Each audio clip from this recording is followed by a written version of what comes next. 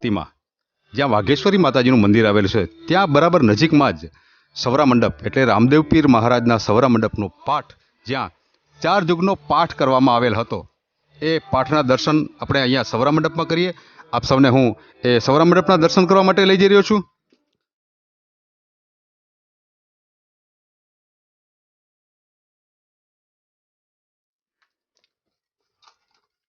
મિત્રો, આ એ જ પવિત્ર અને પાવન ધરતી જ્યાં રામદેવ પીર મહારાજના 4 યુગનો 4 પાઠ, સોનાનો પાઠ, ચાંદીનો પાઠ, ત્રાંબાનો પાઠ અને ધરતીમાંથી બનાવેલ જમીનનો પાઠ, માટીનો પાઠ, એવા 4 પાઠની મિત્રો આપણે આવી પહોંચ્યા છીએ અત્યારે સવરા મંડપના આ મંદિરે.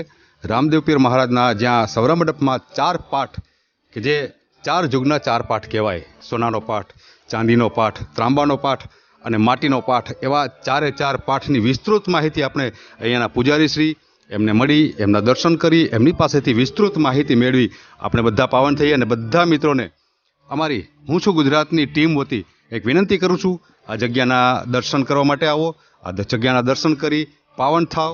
તો મિત્રો, આપણે નીચે રામદેવ પીર મહારાજના મંદિર અને સવરા મંડપ વિશે આપણે ખૂબ જ જાણકારી મળી અને આપણે ઉપર રામદેવ પીર મંદિરના મહંત પૂજારી તુલસીનાથ બાપુને આપણે મુલાકાત લઈએ અને અમારા કેમેરામેન અને અમારી હું છું ગુજરાતની ટીમ અમે બધા સાથે મળી અને તુલસીનાથ બાપુની આપણે મુલાકાત કરીએ. રામદેવ પીરના સવરા મંડપના આપણે 4 યુગના 4 પાઠના દર્શન કરીએ. એ પહેલાં હું તમને અહીંયાની એક વિસ્તૃત માહિતી આપવા જઈ રહ્યો છું. તમે આ જૂનાગઢના ગિરનાર ઉપર જે સવરા મંડપ સ્થાપિત છે કે જ્યાં 4 યુગના 4 પાઠનું 12 પોરો પાઠ અહીંયા કરવામાં આવેલો હતો. અહીંયા ધ્રુવ મહારાજે પણ તપસ્યા કરેલી છે, ત્યાં પણ હું તમને લઈ જઈ રહ્યો છું. અને આપ જોઈ રહ્યા છો ગિરનારની ગિરિકંદરાઓ, ત્યાંથી સામેની બાજુ તમે જોશો તો મિત્રો અહીંયાથી જૂનાગઢના પણ આપણે રળિયામણું જૂનાગઢ, રંગીલું જૂનાગઢના પણ દર્શન કરીએ. અહીંયાથી આપ જોઈ રહ્યા છો જે પૌરાણિક ઉપરકોટ દર્શાય છે, ગિરનાર દરવાજા, ઉપરકોટ, બાલ ગોપાલનું મંદિર, આ તળાવ પણ આપ નિહાળી રહ્યા છો મિત્રો. જૂનાગઢ અને જૂનાગઢનો ઉપરકોટ,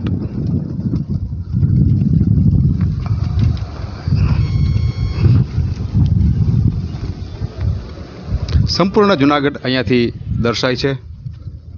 તો મિત્રો, જેમ દ્વારિકામાં કૃષ્ણ ભગવાનની 52 ગજની ધજા, એવી જ રીતે અહીંયા રામદેવ પીરના સવરા મંડપની આ 52 ગજની ધજા આપ નિહાળી રહ્યા છો. અને હવે હું આપને લઈ જઈ રહ્યો છું જ્યાં ધ્રુવ ભગવાને આવી અને તપસ્યા કરી હતી, એ સમાધિ સ્થાન, એ જે તપસ્યા સ્થાન છે ત્યાં આગળ હું તમને લઈ જઈ રહ્યો છું. તો મિત્રો, આપણે હવે દર્શન કરીએ ધ્રુવ ભગવાન જ્યાં જે સ્થળ ઉપર આવી અને તપસ્યા કરી હતી એ જ જગ્યા અને એ સ્થળ અહીંયા સ્થાપિત છે. ધ્રુવ ભગવાનની જે ચરણ પાદુકા છે આપ નિહાળી રહ્યા છો મિત્રો. સ્વયં ધ્રુવ મહારાજે અહીંયા આવી અને તપસ્યા કરેલી હતી, આ એ જ જગ્યા છે એવું અહીંયાથી સાધુ સંતો કહી રહ્યા છે. મિત્રો, અહીંયા મોતેરા ગણેશજી મહારાજનું પણ મંદિરની સ્થાપના થયેલ છે. મોતેરા ગણેશ ભગવાન આપ જોઈ રહ્યા છો મિત્રો. મોતેરા દાદા,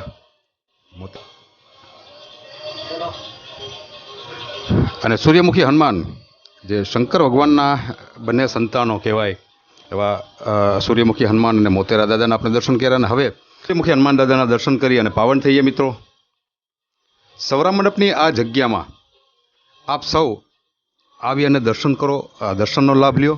તો મિત્રો, ચોથા પાઠમાં જે અજ્યાનો ઉલ્લેખ કરવામાં આવે છે કે અજ્યા ઊભા નહોતા થઈ શક્યા, એ અજ્યાની પણ અહીંયા સમાધિ આપ નિહાળી રહ્યા છો મિત્રો. અજ્યાની સમાધિ સ્થાન છે.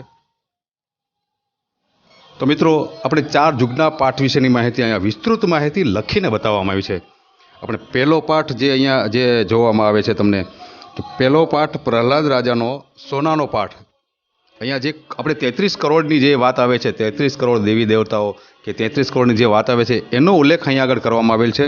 પહેલા યુગમાં પ્રહલાદ રાજાનો સોનાનો પાઠ અહીંયા 5 કરોડ એવું લખેલ છે. બીજા યુગમાં રાજા હરિશ્ચંદ્ર ચાંદીનો પાઠ અને 7 કરોડ એવો અહીંયા વિસ્તૃત લખેલ છે. ત્રીજા યુગમાં યુધિષ્ઠિર રાજાનો ત્રાંબાનો પાઠ અને 9 કરોડ એવું લખવામાં આવેલ છે. અને ચોથા યુગમાં બલિરાજાનો માટીનો પાઠ 12 કરોડ. તમે અહીંયાથી હિસાબ કરશો મિત્રો, 12 ને 9 21 અને 7 28 અને 5 33. આ 33નો હિસાબ અહીંયા આગળ કરવામાં આવેલો છે. આપ જોઈ રહ્યા છો મિત્રો 4 યુગના આ 4 પાઠની વિસ્તૃત માહિતી.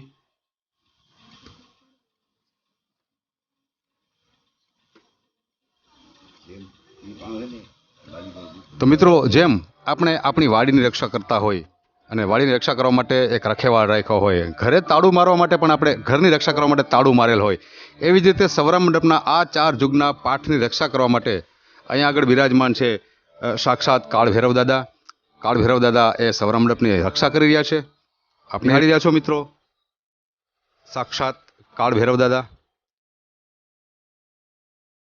અને મહાકાલી એ પણ અહીંયા સાક્ષાત બિરાજમાન છે. મિત્રો આપ જોઈ રહ્યા છો મહાકાલી માતા અહીંયા સાક્ષાત બિરાજમાન છે. એમના દર્શન કરી આપણે બધા પાવન થઈએ. મિત્રો અહીંયા ઘણા ભાવિકો દર્શન કરવા માટે ઉપસ્થિત થાય છે. આપ પણ અહીંયા દર્શન કરી અને આ જગ્યાનો આ પવિત્ર ધામનો લાભ લ્યો. એવા જ એક જૂનાગઢમાંથી જ પધારેલા દર્શક વંદનાબેનને હું વિનંતી કરીશ કે વંદનાબેન આ જગ્યામાં આવી અને અહીંયા આપને કેવો અહેસાસ થયો એ અમને અમારી હું છું ગુજરાતની ટીમને વિસ્તૃત માહિતી આપો. અમે જૂનાગઢ શહેરમાં રહીએ છીએ અને દર રવિવારે અમે અહીંયા દર્શન કરવા માટે આવીએ છીએ. અમને આ સ્થળ રામાપીરનું મંદિર ખૂબ જ સરસ લાગે છે, એટલે અમે દર રવિવારે અહીંયા આવીએ છીએ દર્શન કરવા. અને અદ્ભુત મંદિર સરસ છે, એના માટે અમે રામાપીરને દર્શન કરવા માટે દર સન્ડેના દિવસે અમે આવીએ છીએ. અમે તમામ ધર્મપ્રેમી જનતાને વિનંતી કરીએ છીએ કે આ સર્વ મંડપ રામાપીરના મંદિરનો લાભ લે, દર્શન કરવાનો. આપનો ખૂબ ખૂબ આભાર વંદનાબેન. અને દર્શક મિત્રો, જેમ વંદનાબેનને એમના પરિવાર સાથે અહીંયા દર્શન કરવા માટે ઉપસ્થિત થયા છે, દર્શન કરવા માટે આવેલા છે, તો જૂનાગઢની પવિત્ર અને પાવન ધરતીમાં આપ સૌ પણ આ પવિત્ર અને પાવન ધરતીના જગ્યાના આ સવરા મંડપના 4 યુગના પાઠના દર્શન કરી અને પાવન થવા માટે આપ અહીંયા પધારો. આપને અમે અપીલ કરીએ છીએ. હું છું ગુજરાતની ટીમ વતી.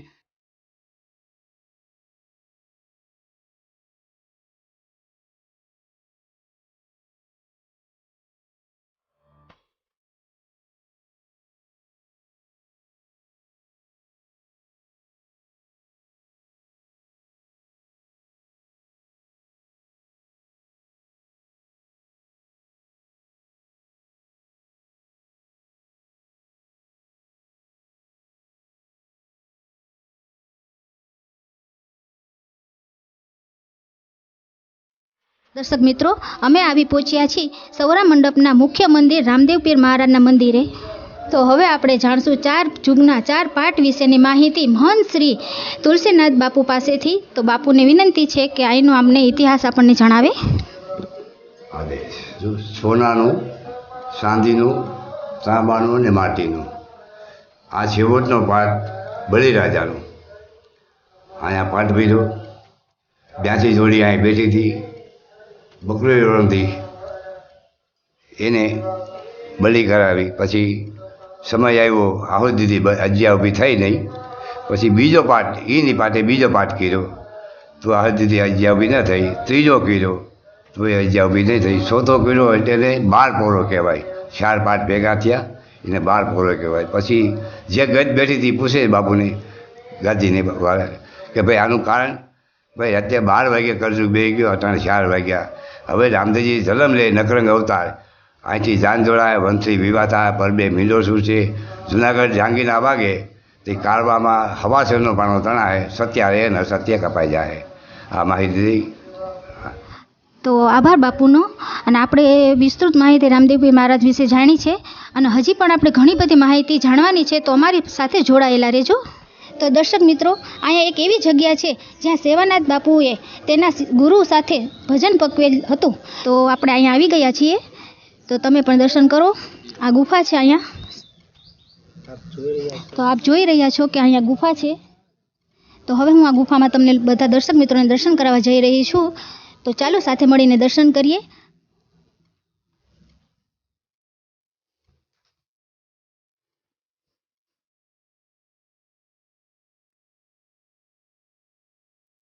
હા, તો આપણે ઉપર રામદેવ મહારાજના દર્શન કર્યા અને એક્ઝેક્ટ નીચે આપણે આવીએ એટલે ગર્ભ ગુફામાં જે સેવાનાથ બાપુના ગુરુ તેને ભજન પકવેલ હતું ત્યાં એનો ધૂણો પણ અહીંયા આવેલો છે. એકદમ ગુફામાં ગર્ભ ગુફા જેવું છે અહીંયા.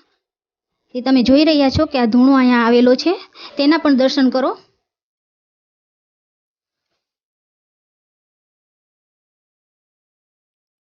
તો દર્શક મિત્રો, આજથી 1.5 વર્ષ પહેલા અલગ આદેશ મહંત શ્રી ભગતનાથ બાપુએ અહીંયા સમાધિ લીધી છે. તો એમના દર્શન કરીશું આપણે. તો આ જગ્યામાં મહંત શ્રી ભગતનાથ બાપુએ સમાધિ લીધેલ છે.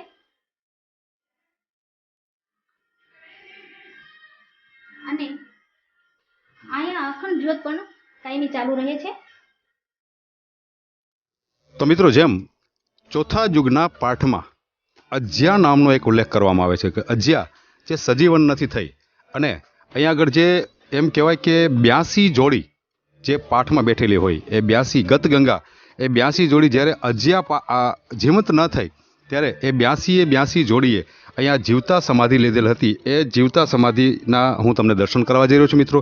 અહીંયાથી આપ નિહાળી રહ્યા છો.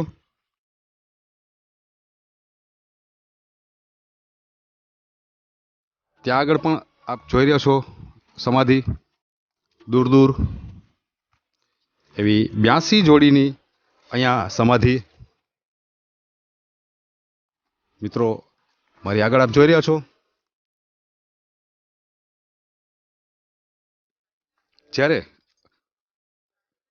જે ચોથા યુગના પાઠમાં અજ્યાનો ઉલ્લેખ છે એ અજ્યા જ્યારે સજીવન નથી થઈ ત્યારે અહીંયા પાઠમાં જે 82 જોડી બેઠેલ હતી એ 82 જોડી અજ્યા જ્યારે સજીવન નથી થઈ તો એમને બહુ જ દુઃખ લાગેલું, બહુ જ ખોટું લાગેલું. એટલે એ 82 જોડી અહીંયા જીવતા સમાધિ લીધેલ હતી. એ આ દરેક સમાધિના આપ દર્શન કરી રહ્યા છો મિત્રો. અહીંયા ઘણા ભાવિકો આમ જુઓ તો નવજવાન મિત્રો પણ અહીંયા દર્શન કરવા આવે છે. એમાંના એક મિત્ર છે, એમને હું પૂછીશ, ભાઈ આપનું નામ શું? વિશાલભાઈ. વિશાલભાઈ, આ જગ્યામાં આવી અને આપણને આ દર્શન કરી અને આપણે અહીંયા કેવો અહેસાસ થયો એ અમને જણાવશો? અહીંયા આવીને ધાર્મિક અહેસાસ થાય છે બધું. અહીંયા આલાહુરાની સમાધિ છે. આલાહુરાની સમાધિ છે એમ? હા. કઈ બાજુ છે? આ બે આલાહુરાની છે. આ બંને સમાધિ આલાસુરાની છે.